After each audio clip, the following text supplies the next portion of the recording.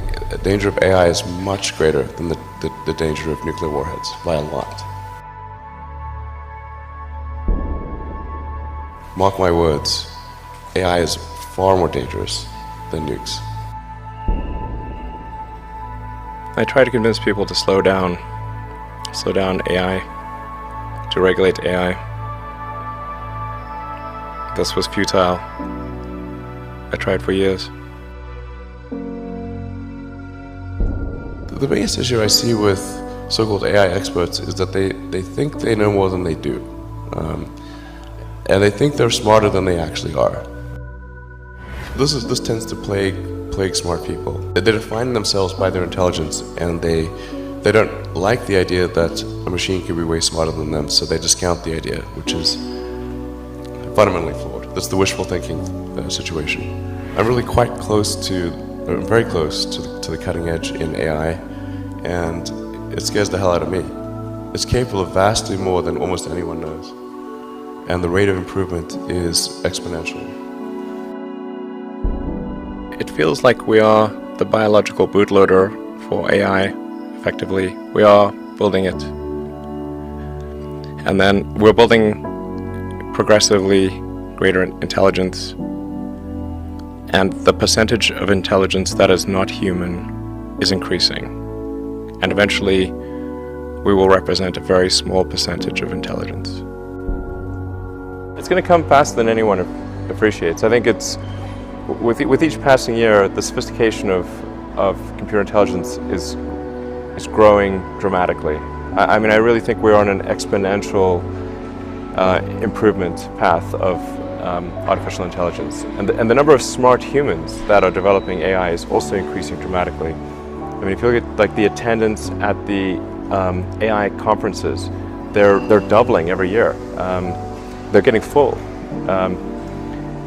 I have a sort of a young cousin of mine who's graduating from Berkeley in computer science and physics, and I asked him, like, well, how many of the smart students are studying AI and computer science? And the answer is all of them.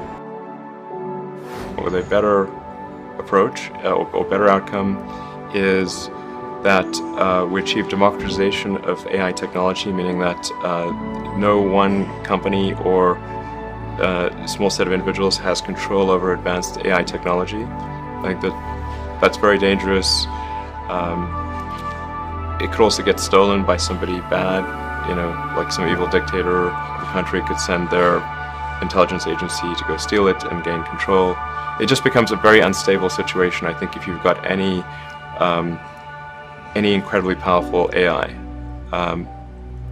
You just don't know who's going to control that. So it's not as though I think that the risk is that the AI would develop a will of its own right off the bat. I think it's more that's the concern is that someone may use it in a way that is bad, and even if they weren't going to use it in a way that's bad, that somebody could take it from them and use it in a way that's bad.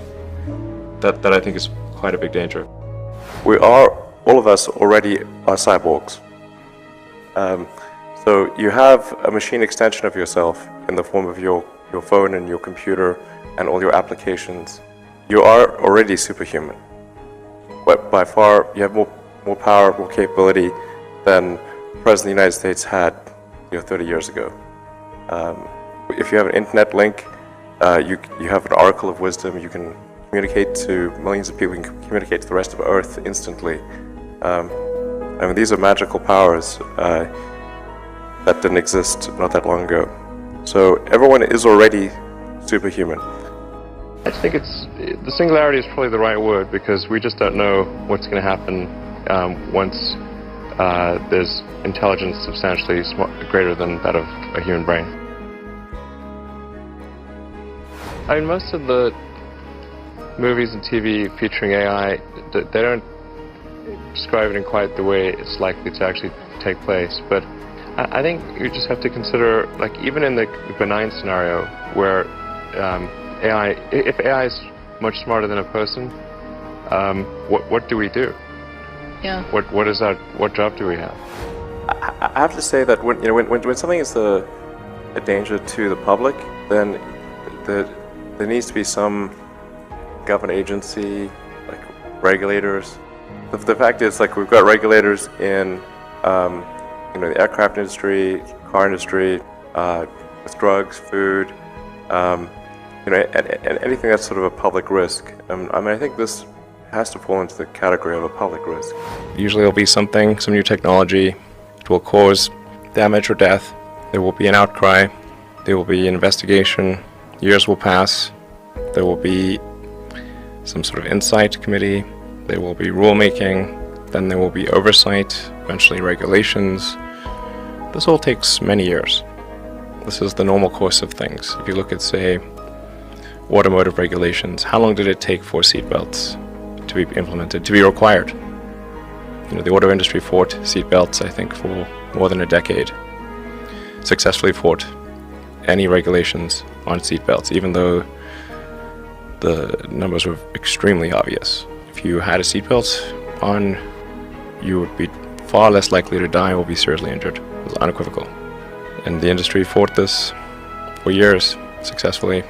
Eventually, after many, many people died, regulators insisted on seatbelts. This time frame is not relevant to AI. You can't take 10 years from the point at which it's dangerous. It's too late. I'm not normally an advocate of regulation and oversight. I think one should generally err on the side of minimizing those things. But this is a case where you have a very serious danger to the public. And so therefore there needs to be a public body that has insight and then oversight to confirm that everyone is developing AI safely. This is extremely important. I think the danger of AI is much greater than the danger of nuclear warheads, by a lot. And nobody would suggest that we allow anyone to just build nuclear warheads if they want. That would be insane. So why do we have no regulatory oversight? This is insane. And the intent with OpenAI is to democratize AI power. There's a quote that I love from Lord Acton. He was the guy that came up with power corrupts and absolute power corrupts absolutely, which is that freedom consists of the distribution of power and despotism in its concentration. And so I think it's important, if we have this incredible power of AI, that it not be concentrated in the hands of a few and potentially lead to a world that we don't want. I'm not really all that worried about the short-term stuff. The things that are, like narrow AI is not a species-level risk. It will result in dislocation, in lost jobs, and sort of better weaponry and that kind of thing. But it is not a fundamental species-level risk, whereas digital superintelligence is. So it's really all about laying the groundwork to make sure that if humanity collectively decides that creating digital superintelligence is the right move, then we should do so very, very carefully. Very, very carefully.